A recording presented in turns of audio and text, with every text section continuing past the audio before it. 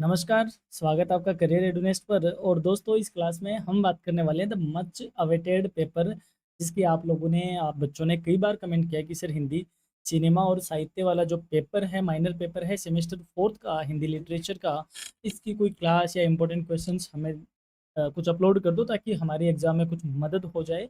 और बिल्कुल लेट होने के पीछे थोड़ा-सा कारण है, वो ये है कि मैं इस बात के लिए सर्च कर रहा था कि कोई मुझे इसका एक ऑथेंटिक क्वेश्चन इसके प्रोवाइड करवा दे, क्योंकि मैं नहीं चाहता, क्योंकि मेरा ये इससे कोई कंसर्न नहीं है। और साहित्य एक ऐसा पेपर है बच्चों कि हम उस सिलेबस के अकॉर्डिंग अगर क्वेश्चन बनाना चाहे तो क्वेश्चन कुछ अलूल-जलूल क्वेश्चन बन जाएँगे। तो मैं कोशिश में था कि मुझे कहीं से क्वेश्चन मिले, और मुझे एक ऑथेंटिक सोर्स से क्वेश्चन मिल भी गए हैं, जिसे लेकर मैं आपके सामने उपस्थित हूँ। देखो, पेपर बहुत प्यारा है, बहुत प्यारा ये है कि जिस बच्चे का फ़िल्म में इंटरेस्ट है, यानी कि जो टीवी देखता है, रील वगैरह छोड़ के टीवी देखने का जिसको शौक है, उस बच्चे के लिए पेपर एक तरीके से सोने में सुगंध जैसा है। बहुत प्यारा पेपर है। सिनेमा का स्वरूप, यानी कि किस तरीके से इंडिया में जो फ़िल्म इंडस्ट्री है वो किस तरीके से डेवलप हुई, उसकी बात यहाँ पे फर्स्ट यूनिट में करी जाएगी। सेकंड में आपका सिनेमा का इतिहास होगा, आरंभिक जो युग था 60 के दशक, और उसके बाद जो नया वेब सिनेमा आया है, इंटरनेट सिनेमा आया है, उसकी बात होगी। फिर डीडी वन की बात होगी, यानी कि दूरदर्शन का होगा, जिसमें स्पेशल जो रेफ़रेंस लिया गया मुंशी प्रेमचंद का जो महाकाव्य है, गोदान, यानी कि उनकी जो क कहानी है गोदान, जो बहुत बड़ी है, मानसरोवर में ये अवेलेबल है, उसके बारे में आपसे पूछे जाएँगे। और फिर जो चौथी यूनिट है, इसमें कुछ हिंदी फ़िल्मों के बारे में, उनका समाज पे क्या प्रभाव है, जिसमें एक फ़िल्म है तीसरी कसम, जो कि 1966 में आई थी, शतरंज के खिलाड़ी 1977 में आई थी, और रजनीगंधा 1974 में आई थी। इन 3 फ़िल्मों के बारे में आपसे पूछा जाएगा। तो देखो, एक तो होता है कि आप अगर आपके पास टाइम है तो इन तीनों फ़िल्मों के बारे में आप यूट्यूब पे कुछ ना कुछ देख लो, वीडियो देख लो, या इनकी कोई अबाउट फ़िल्म देख लो, तो आपको बहुत सारा, यानी कि 4th यूनिट बहुत आसानी से आपकी क्लियर हो जाएगी। तो चलिए, बिना हम समय गँवाए बात करते हैं सबसे पहले पार्ट ए में, यानी बनने वाले शॉर्ट आंसर टाइप क्वेश्चन की, यूनिट फर्स्ट की। पहला एक क्वेश्चन है, सिनेमा से क्या अभिप्राय है, यानी कि सिनेमा क्या है? सिनेमा एक दृश्य श्रव्य कला है, यानी कि ऑडियो वीडियो आर्ट है, जिसमें चलती हुई छवियाँ, ध्वनि, संगीत, संवाद के माध्यम से कहानी, विचार और भावनाओं को प्रस्तुत किया जाता है। यह मनोरंजन, शिक्षा और सामाजिक जागरूकता का एक प्रभावशाली माध्यम है, यानी कि सिनेमा का मतलब हुआ फ़िल्म, ये मान लो ना। फ़िल्म क्या है? तो फ़िल्म में क्या होता है, ऑडियो वीडियो होते हैं, विजुअल्स होते हैं, इसमें पिक्चर्स होती है, म्यूज़िक होता है, इसमें गीत होते हैं, इसमें आपस में किया जाने वाला कन्वर्सेशन होता है, जो किसी की भावनाएँ, विचार या कोई मैसेज को समाज की तरफ पहुँचाने का एक प्रभावशाली ज़रिया बनता है। ये मनोरंजन के पॉइंट ऑफ व्यू से, एजुकेशन के लिए और सामाजिक जागरूकता के उद्देश्य से बनाई जाती है। ये इम्पोर्टेंट क्वेश्चन है, स्टार मार्क लगा लो, पूछा ही जाएगा। भारतीय सिनेमा के जनक किसे कहा जाता है? दादा साहब फाल्के को भारतीय सिनेमा का जनक कहा जाता है, यानी कि ये फाल्के साहब हैं। और फ़िल्म इंडस्ट्री का जो सबसे बड़ा अवार्ड है, वो भी दादा साहब फाल्के पुरस्कार ही है। इनका जन्म ये क्या बात है भाई, गलत, अच्छा हाँ, इनकी जो डेथ है वो 30 अप्रैल 1970 को हुई, और इनका जन्म 16 फरवरी, ये पूरा ही गलत है, 1944 कहीं से उठाई है, मैंने इमेज इसको गौर ही नहीं किया। इनको छोड़ो, आप तो दादा साहब फाल्के की तरफ बात करते हैं। फाल्के साहब इंग्लैंड जाते हैं और वहाँ से सीख के आते हैं, सिनेमेटोग्राफ़ी को देखते हैं, रील वगैरह लाते हैं। और इनकी जब आप पढ़ोगे हिस्ट्री दादा साहब फाल्के जी की, तो आप वाक़ई में एक विस्मित हो आश्चर्यचकित हो जाओगे कि क्या जज़्बा था आदमी में। तो इन्हें भारतीय सिनेमा का क्या बोला जाता है, जनक बोला जाता है। इन्होंने 1913 में राजा हरिश्चंद्र नामक की भारत की पहली पूर्ण लंबाई की फीचर फ़िल्म का क्या किया था, निर्माण किया था। तो यहाँ पे 2 क्वेश्चन है। भारतीय सिनेमा की बनने वाली पहली फ़िल्म कौन-सी है? राजा हरिश्चंद्र, जो कि 1913 में बनी थी। और मूक पिक्चर थी, मूक मतलब उसमें कोई आवाज़ नहीं थी, साइलेंट थी। पहले साइलेंट ही बना करती थी, स्पीकर वगैरह नहीं थे, रिकॉर्डिंग वाला कोई सिस्टम था नहीं। तो राजा हरिश्चंद्र भारतीय सिनेमा की प्रथम फ़िल्म थी, जिसका निर्माण दादा साहब फाल्के ने किया था। तो फिर बोलने वाली फ़िल्म कब आई? तो यही क्वेश्चन है, भारत की पहली बोलती फ़िल्म कौन-सी थी? भारत की पहली बोलती फ़िल्म, यानी कि जिसमें बातें हुई है, जिसमें आवाज़ थी, उस फ़िल्म का नाम था आलम आरा, जिसका प्रदर्शन 1931 में हुआ। इसके साथ ही भारतीय सिनेमा में ध्वनि, संगीत और संवादों का नया युग प्रारंभ हुआ। तो ये भारत की पहली फ़िल्म है, आलम आरा, जिसका पोस्टर मैंने यहाँ पे आपके जानकारी के लिए लगाया है। अगला क्वेश्चन है, दर्शक और चित्रपट के संबंध को स्पष्ट करो। दर्शक और चित्रपट का संबंध परस्पर पूरक है। चित्रपट का निर्माण दर्शकों के लिए होता है, जबकि दर्शकों की रुचि और प्रतिक्रिया सिनेमा की दिशा व सफलता का निर्धारण करती है। यानी कि चित्रपट मतलब स्क्रीन, स्क्रीन पे क्या चल रहा है, ऑडियंस मतलब दर्शक। तो इन दोनों का भाई एक दूसरे के कॉम्प्लीमेंट्री है, क्योंकि चित्रपट का निर्माण ही दर्शकों के लिए होता है, और दर्शकों की जो प्रतिक्रिया है वो डिफाइन करती है कि वह सिनेमा हिट होगा या फ्लॉप होगा। कथात्मक सिनेमा क्या है? यानी कि स्टोरी बेस्ड। कथात्मक सिनेमा वह होता है जिसमें किसी निश्चित कहानी, पात्र और घटनाओं पर आधारित होता है। इसका मुख्य उद्देश्य मनोरंजन के साथ सामाजिक एवं नैतिक संदेश देना होता है। यानी कथात्मक मतलब ऐसी कोई मूवी जिसमें क्या होती है, वो स्टोरी बेस्ड होती है। ऐसे नहीं कि सिकंदर देख लिया आपने, स्टोरी बेस्ड मूवी होती है जिसमें कोई स्टोरी होती है, कोई कहानी होती है, किरदार होते हैं, कुछ इवेंट होते हैं। ये मनोरंजन और मोरल संदेश के लिए बनाई जाती है। फिर आती है प्रयोगात्मक सिनेमा से क्या अभिप्राय है? प्रयोगात्मक मतलब एक्सपीरियंस, एक्सपेरिमेंटल। प्रयोगात्मक सिनेमा वह होता है जिसमें पारंपरिक फिल्म निर्माण शैली से हटकर नए विषय, तकनीक और प्रस्तुति का प्रयोग किया जाता है। इसका उद्देश्य कलात्मक और वैचारिक अभिव्यक्ति है। जैसे मान लो मैं यहाँ पे नाम लूँ अनुराग कश्यप का। आपने अगर उनकी मूवीज़ देखी है तो एक एक्सपेरिमेंटल सिनेमा आप उनको कह सकते हो, क्योंकि कुछ नई जो ट्रेंडिंग स्टाइल होती है उससे हटकर नई चीज़ बनाना, नए तरीके से कुछ प्रैक्टिस करना कि हो भी सकता है हिट हो जाए, हो सकता है फ्लॉप हो जाए। तो एक एक्सपेरिमेंट के तौर पे जो सिनेमा बनाया जाता है उसे एक्सपेरिमेंटल सिनेमा कहते हैं। फिर आता है डॉक्यूमेंट्री सिनेमा, यानी कि छोटी जो शॉर्ट मूवीज़ होती हैं। दस्तावेजी सिनेमा या डॉक्यूमेंट्री सिनेमा वास्तविक घटनाओं, व्यक्तियों, स्थानों और सामाजिक विषयों पर आधारित होता है। इसका मुख्य उद्देश्य सूचना देना होता है, शिक्षा प्रदान करना होता है या जन जागरूकता फैलाना होता है। जैसे मान लो एक शॉर्ट मूवी बन जाए कि एग्जाम में किस तरीके से अपीयर होना है, एक स्टूडेंट की क्या माइंड सेट होता है और एग्जाम में वह किस तरीके से अपीयर होता है, और इसकी हमने 10-12 मिनट की कोई शॉर्ट मूवी बनाते हैं तो इससे हम क्या बोलेंगे? डॉक्यूमेंट्री सिनेमा कहेंगे। अगला क्वेश्चन है, भारतीय सिनेमा के स्वरूप की 2 विशेषताएँ लिखो। भारतीय सिनेमा की विशेषताओं की बात करें तो भारतीय संस्कृति एवं परंपराओं का चित्रण हुआ है। मनोरंजन के साथ सामाजिक व नैतिक संदेश भी दिया है। यानी कि शुरुआत की आप मूवी देखोगे तो ज़्यादातर मूवी पौराणिक मूवी ही रही है। यानी कि हमने खूब देखा है भगवान विष्णु पे, भगवान शिव पे, या हमारी पौराणिक जो कथाएँ हैं, जैसे शुरुआत ही राजा हरिश्चंद्र से हुई है भारतीय सिनेमा की। तो भारतीय संस्कृति और परंपराओं का अच्छा चित्रण हुआ है। और अगर आज की बात करें तो फिर मनोरंजन और सामाजिक व नैतिक संदेश भी खूब सिनेमा के माध्यम से दिए गए हैं। भारतीय सिनेमा के उद्भव का प्रारंभ कब माना जाता है? भारतीय सिनेमा का प्रारंभ 7 जुलाई 1896 को माना जाता है, जब मुंबई के वॉटसन होटल में ल्यूमियर बंधुओं द्वारा पहली बार चलचित्रों का क्या किया गया था? प्रदर्शन किया गया था। हालांकि ये कोई यहाँ पे कोई मूवी नहीं थी, बस चलचित्र थे। यानी कि रील के माध्यम से क्या दिखाना, इस तरीके से रील आती थी। अगर आपने देखा होगा, आप तो भाई जेन जी वाले बच्चे हो, हमने तो ये देखी है। रील आती थी, इनके माध्यम से प्रोजेक्शन हुआ था। कहाँ हुआ था? वॉटसन होटल ल्यूमियर बंधुओं द्वारा किया गया था 7 जुलाई 1896 में। सिनेमा को समाज का दर्पण क्यों कहा जाता है? यानी कि आईना क्यों कहा जाता है? सिनेमा समाज की वास्तविक घटनाओं, समस्याओं, संस्कृति, परंपराओं और मानवीय जीवन का चित्रण करता है। इसलिए इसे समाज का दर्पण कहा जाता है, क्योंकि यह समाज का वास्तविक स्वरूप प्रस्तुत करता है। अब बात करते हैं यूनिट सेकंड की। पहला क्वेश्चन है, भारतीय सिनेमा का इतिहास कब प्रारंभ माना जाता है? वही क्वेश्चन आ गया, आप इसको वापस वही है कि मुंबई के वॉटसन होटल में ऐसा ऐसा हुआ था। दूसरा क्वेश्चन है, भारतीय सिनेमा के आरंभिक युग की प्रमुख विशेषता क्या थी? यानी कि जब शुरुआत में भारतीय सिनेमा जनरेट हो रहा था या फल फूल रहा था, तो क्या विशेषता थी? तो पहली विशेषता ये है कि शुरुआती मूक फिल्मों का युग था, यानी कि साइलेंट मूवी हुआ करती थी। इस काल में पौराणिक व धार्मिक विषयों पर आधारित फिल्में बनाई जाती थी तथा संवादों के स्थान पर अभिनय और हाव-भाव का प्रयोग किया जाता था। यानी कि संवाद तो होते नहीं थे, साइलेंट थी। तो भाई बॉडी लैंग्वेज और एक्टिंग वगैरह से ही क्या किया जाता, कम्युनिकेट किया जाता था। राजा हरिश्चंद्र भारतीय सिनेमा में क्या महत्व है? यानी कि जो राजा हरिश्चंद्र 1913 में मूवी बनी थी, इसका क्या महत्व है? राजा हरिश्चंद्र 1913 भारत की पहली पूर्ण लंबाई की मूक फीचर फिल्म थी। इसका निर्माण दादा साहब फाल्के ने किया और इसे भारतीय सिनेमा या भारतीय फिल्म उद्योग की मजबूत नींव कहा जाता है, या इसी से भारतीय सिनेमा की नींव बनी थी। 60 के दशक के बाद भारतीय सिनेमा में क्या परिवर्तन आए? भाई देखो, 60 के दशक से पहले भारत में जो भी चीज फिल्में थी वो सारी ब्लैक एंड व्हाइट फिल्में थी। 60 के दशक के बाद भारत में रंगीन फिल्में बनना स्टार्ट हुई थी। 60 के दशक के बाद भारतीय सिनेमा में सामाजिक यथार्थ, नई तकनीक, रंगीन फिल्में, समानांतर यानी कि न्यू वेव सिनेमा और यथार्थवादी विषयों का क्या हुआ था?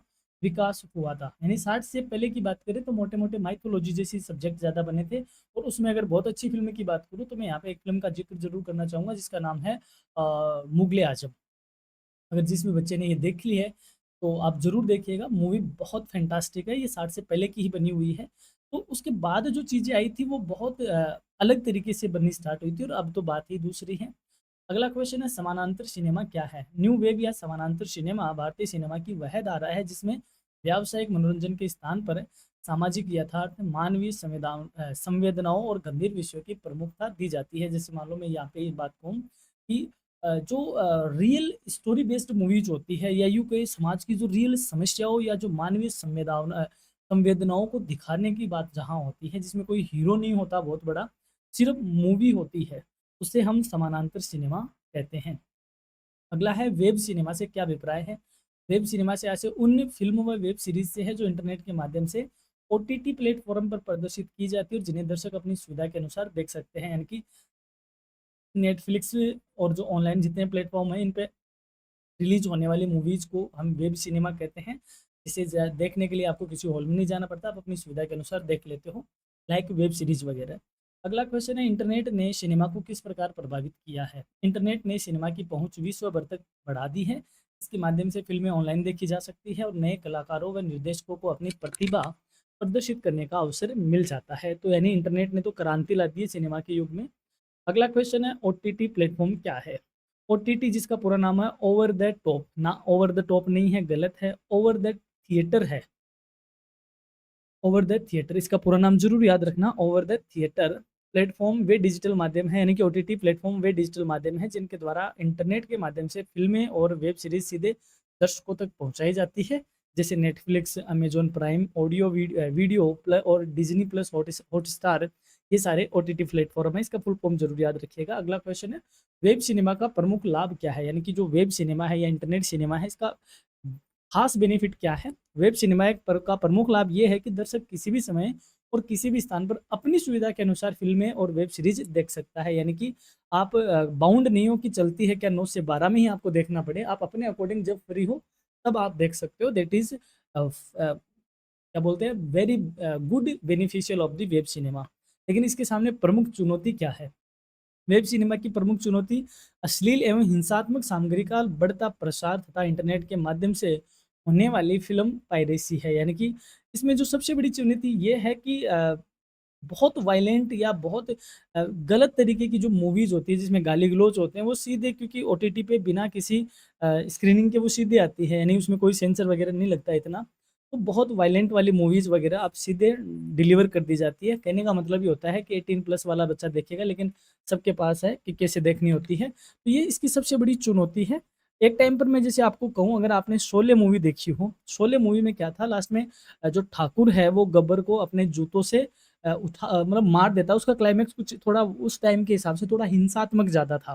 फिर उसका सेंसर बोर्ड ने उसका क्लाइमेक्स चेंज करवाया और लास्ट के अंदर बस इतना ही था कि गब्बर को मारा जाएगा, लेकिन फिर पुलिस उसको पकड़ के लेके जाएगी। तो उस टाइम पे वो इतना सा वायलेंस भी सेंसर बोर्ड ने पास नहीं किया। और आज आप देख रहे हो एनिमल जैसी मूवीज़ है, मार्को जैसी मूवीज़ है, या बहुत मूवी किल जैसी मूवीज़ है जिसमें गर्दन तक काट दी जाती है।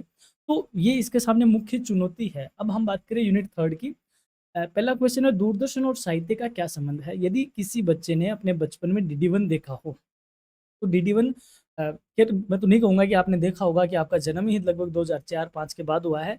आप सीडी वाले ज़माने में पैदा हुए हो, जब बचपन थे, बाद में आपके हाथ में मोबाइल आ गया, तो आपको तो नहीं पता डीडी वन क्या चीज़ है। लेकिन डीडी वन का बहुत घनिष्ठ संबंध रहा है साहित्य से। कोई टाइम पर डीडी वन पर बहुत सारी कहानियों का पिक्चराइज़ेशन हुआ करता था। हमने उनको देखकर ही हम तो बड़े हुए हैं। तो बहुत एक सही मायनों में अगर दूरदर्शन की बात करें, तो उन्होंने उस साहित्य को समाज तक पहुँचाने में बहुत अच्छा रोल प्ले किया है। दूरदर्शन और साहित्य का संबंध अत्यंत घनिष्ठ है। साहित्य समाज के विचारों और भावनाओं को शब्दों में व्यक्त करता है, जबकि दूरदर्शन उन्हें दृश्य श्रव्य यानी कि ऑडियो वीडियो के रूप में प्रस्तुत कर व्यापक जन समूह तक पहुँचाता है। ये बहुत अच्छा काम था इसका। दूरदर्शन साहित्य के प्रचार प्रसार में कैसे सहायक है? दूरदर्शन साहित्यिक कृतियों पर आधारित धारावाहिक, टेलीफिल्म और सांस्कृतिक कार्यक्रम प्रसारित करके साहित्य को जन जन तक पहुंचाता है और लोगों में साहित्य के प्रति रुचि उत्पन्न करता है। इस प्रकार दूरदर्शन साहित्य के प्रचार प्रसार में मदद करता है। गोदान के लेखक कौन है? इंपॉर्टेंट क्वेश्चन है। गोदान किसका लिखा हुआ है? द सम्राट, साहित्य सम्राट मुंशी प्रेमचंद जी का लिखा हुआ है। यह उनका अंतिम पूर्ण तथा हिंदी साहित्य की सर्वश्रेष्ठ यथार्थवादी उपन्यास माना जाता है। गोदान यदि आपने नहीं देखा तो आप जरूर देखिएगा यूट्यूब पे। एग्जाम के बाद देखना आराम से। गोदान में पंकज कपूर का रोल है। मुझे वो याद तो नहीं आ रही कि वो फीमेल कैरेक्टर किसने निभाया, लेकिन जब आप पंकज कपूर का रोल देखोगे इस मूवी में, आप जानोगे कि क्या होती है मेथड एक्टिंग। क्या होता है थिएटर आर्टिस्ट का बंदा। जब आप देखोगे कि बहुत सौ का करियर वो अपनी एक एक्टिंग में, अपने एक एक्सप्रेशन में खा जाते हैं। क्या गज़ब की एक्टिंग की है पंकज कपूर साहब ने। तो जब आप गोदान देखोगे, तो ये जो मुंशी प्रेमचंद जी ने जो दिखाया है समाज का आईना, मतलब इनके जो आप कहानियाँ पढ़ते हो प्रेमचंद जी की, तो समाज के लिए, मतलब जो समाज में होने वाली चल रही जो चीज़ों को इन्होंने इतना शानदार तरीके से इन्होंने प्रस्तुत किया है इन चीज़ों को। इसीलिए मुंशी प्रेमचंद को भारतीय सिनेमा में, या यूँ कहें, साहित्य का सम्राट कहा जाता है। गोदान उपन्यास का मुख्य पात्र कौन है? गोदान का जो मुख्य पात्र है उसका नाम होरी महतो है। वह गरीब, ईमानदार और परिश्रमी किसान है जिसके जीवन के संघर्षों के माध्यम से भारतीय किसान की वास्तविक स्थिति का चित्रण किया गया है। और इसी का ही रोल किसने निभाया था? पंकज कपूर साहब ने। तो यहाँ पे मैं आपके लिए बता रहा हूँ, केवल जब अगर पूछ लिया जाए कि गोदान में जो कैरेक्टर आर्टिस्ट था कौन था, पंकज कपूर थे। गोदान उपन्यास का मुख्य विषय क्या है? गोदान का मुख्य विषय है भारतीय किसान का जीवन, आर्थिक शोषण, ग्रामीण समाज की समस्याएं और सामाजिक विषमता तथा मानवीय संघर्ष का यथार्थ चित्रण किया गया है। गोदान पर आधारित चलचित्र का मुख्य उद्देश्य क्या था, यानी कि उस पर जो बनी थी मूवी मूवी बनी थी या धारावाहिक मान कह लो। गोदान पर आधारित चलचित्र का मुख्य उद्देश्य उपन्यास की मूल भावना, किसान जीवन की समस्या और सामाजिक यथार्थ को दृश्य श्रव्य माध्यम से प्रभावशाली ढंग से प्रस्तुत करना उस डॉक्यूमेंट्री का या उस मूवी का एक मुख्य उद्देश्य था। गोदान में धनिया का चरित्र किसका प्रतीक है? धनिया का चरित्र साहस, आत्मसम्मान, संघर्षशीलता और पारिवारिक उत्तरदायित्व का प्रतीक है।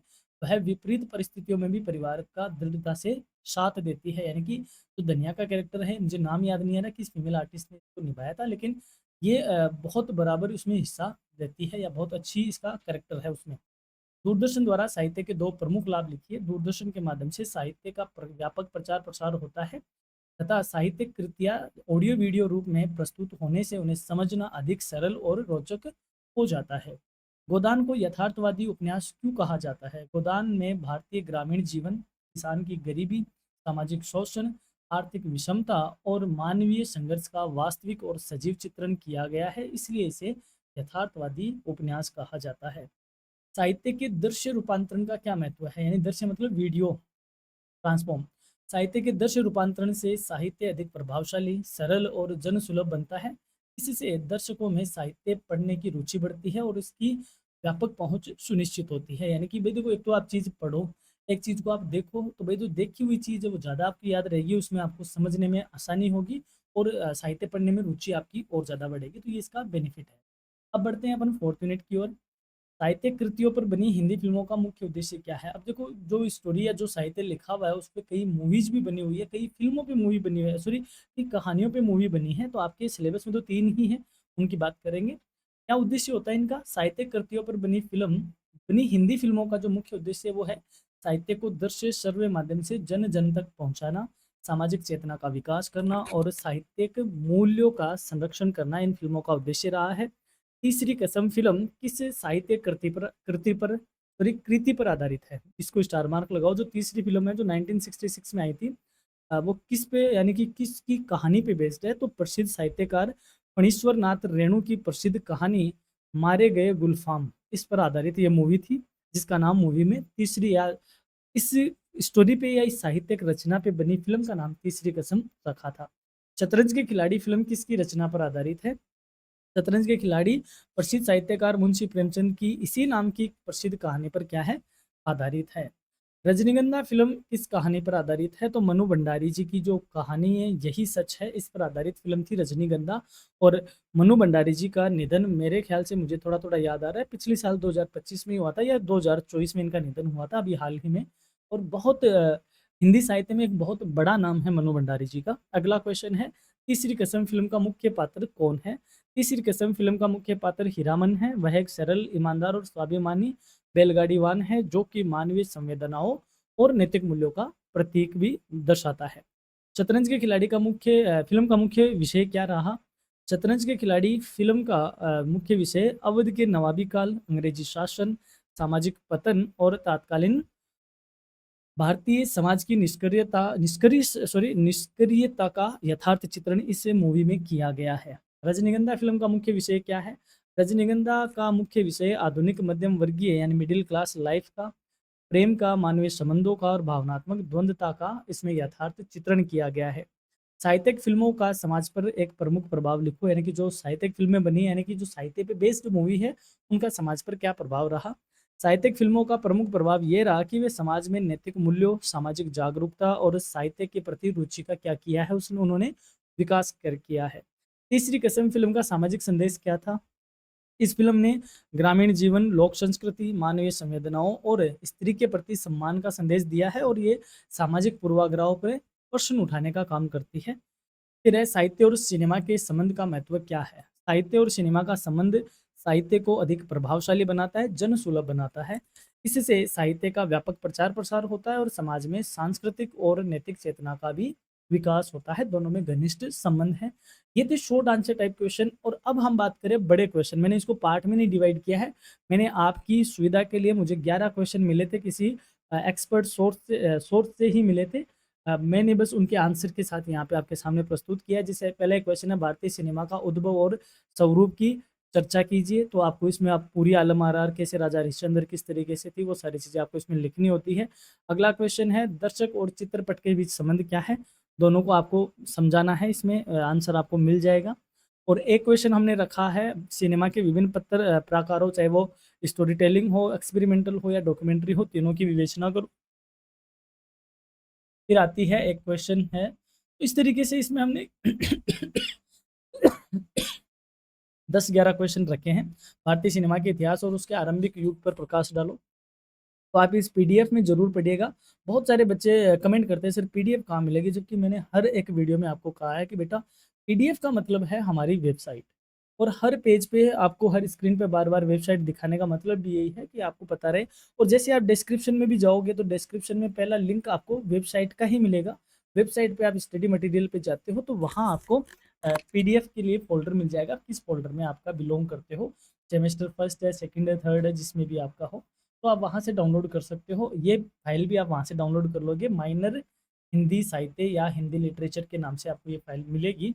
और इसके अलावा बहुत सारे बच्चे होते हैं कि सर वो क्लास अपलोड नहीं हुई, जबकि आप प्रॉपर वे में सर्च नहीं कर पा रहे। देखो, यूट्यूब पे सर्च करने का बहुत प्यारा सिस्टम है। यूट्यूब का जो सर्च बॉक्स है बेटा, आप उस सर्च बॉक्स में आप जब देखते हो इस तरीके से, इसमें आप लिखो अपने पेपर का नाम, जैसे हिंदी, सिनेमा और साहित्य, और उसके आगे सिर्फ इतना लिख दो, बाई करियर एडूनेस्ट।